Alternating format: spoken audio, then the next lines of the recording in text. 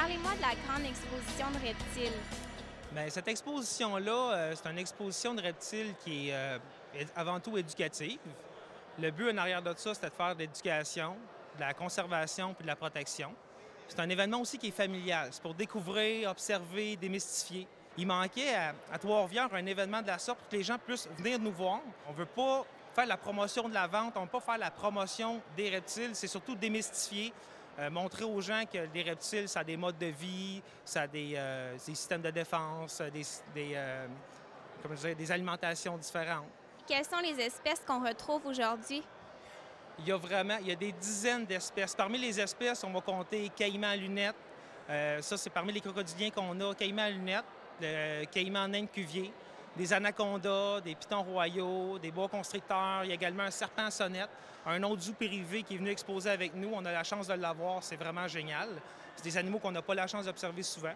On a une tortue géante que vous allez pouvoir voir tout à l'heure qui est vraiment gigantesque. Des tortues à oreilles rouges, également là, des serpents des blés. Il y en a là, pour tous les goûts.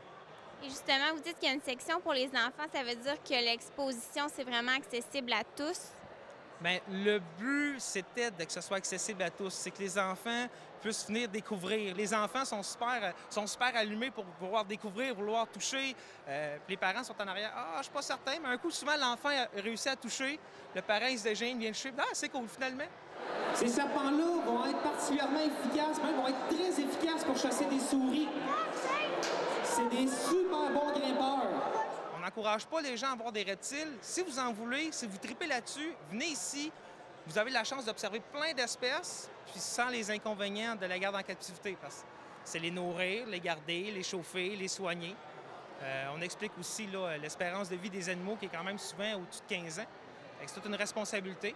Aussi, c'est une belle journée de juste découvrir.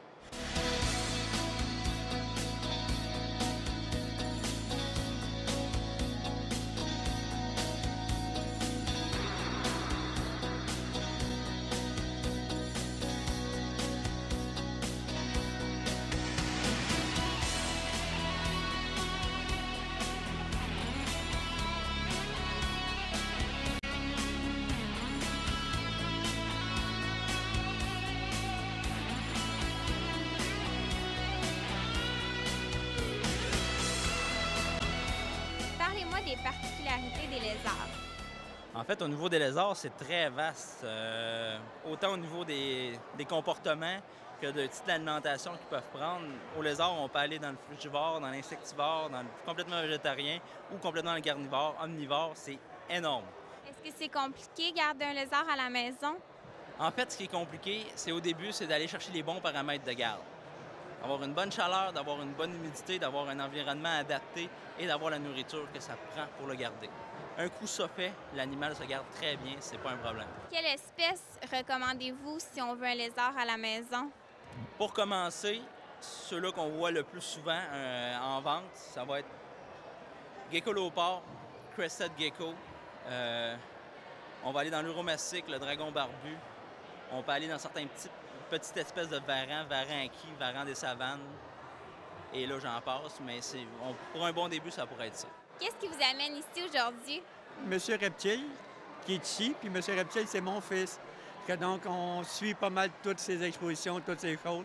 Je trouve ça fantastique que tous les enfants aient la chance aujourd'hui d'avoir tous ces reptiles. C'est réellement une passion. Il a commencé, il avait 9-10 ans. Un serpent, 2 serpents, il couchait avec une chambre remplie de reptiles. Ça va passer, ça va passer. Il est rendu à 35 ans et c'est une vraie passion. Les crocodiliens, c'est un groupe de reptiles qui est vraiment fascinant. Ils ont environ 240 millions d'années d'évolution. Sur la planète en entier, on retrouve 23 espèces de crocodiliens. Ça représente une famille qui comprend les crocodiles, les alligators et les caïmans. Les deux qu'on a ici en ce moment à l'exposition, on a un caïman nain de cuvier qui se trouve à être parmi les plus petites espèces de crocodiliens. Il va atteindre environ 4,5 pieds à pleine taille adulte. Ça, c'est la moyenne de l'espèce. Les plus gros, là, ça va être les crocodiles d'eau salée, les crocodiles du Nil. Ah, il y a un petit crocodile avec une couette, là. On a tous déjà entendu la légende de dame qui avait un serpent à la maison, puis finalement, il la mesurait pour la manger. J'aimerais ça que vous m'expliquiez si c'est vraiment possible. C'est complètement impossible. C'est une légende urbaine. Ça fait 2 ans qu'on essaye de l'arrêter, qu'on n'est pas capable parce qu'elle a fait son chemin. Je ne sais pas c'est qui l'a parti, mais en tout cas, ça a fait fureur. Le serpent, d'instinct, ça ne voit pas clair. Ça a une vision un peu infrarouge. Il y en a qui ont des fossettes thermosensibles sur le côté pour détecter plus la chaleur. Fait que ça ne voit pas vraiment clair. Fait que c'est pour ça qu'ils vont tout le temps sortir la langue pour analyser les odeurs. Puis d'instinct, il sait d'un coup de langue, avec la vision qu'il va voir en chaleur, s'il est capable d'envaler la proie ou pas. Fait que j'ai jamais vu un serpent dire à un lièvre « Bouge pas, je vais te mesurer, je suis capable d'envaler ». Ça se fait d'instinct. Oui, peut-être que le serpent il a allongé une personne, la personne est chaude. Fait que le serpent, ils ont besoin de chaleur. Fait qu'ils vont aller chercher de la chaleur. Le serpent que j'ai dans mes mains depuis une demi-heure, c'est sûr que ma main elle est chaude. Fait qu'il va aller chercher de la chaleur. Fait qu'il va se placer, il va s'enrouler, puis il va être heureux comme ça. Parce qu'il a besoin de chaleur pour digérer. Surtout s'il vient de manger. S'il vient de manger, il a besoin d'un surplus de chaleur.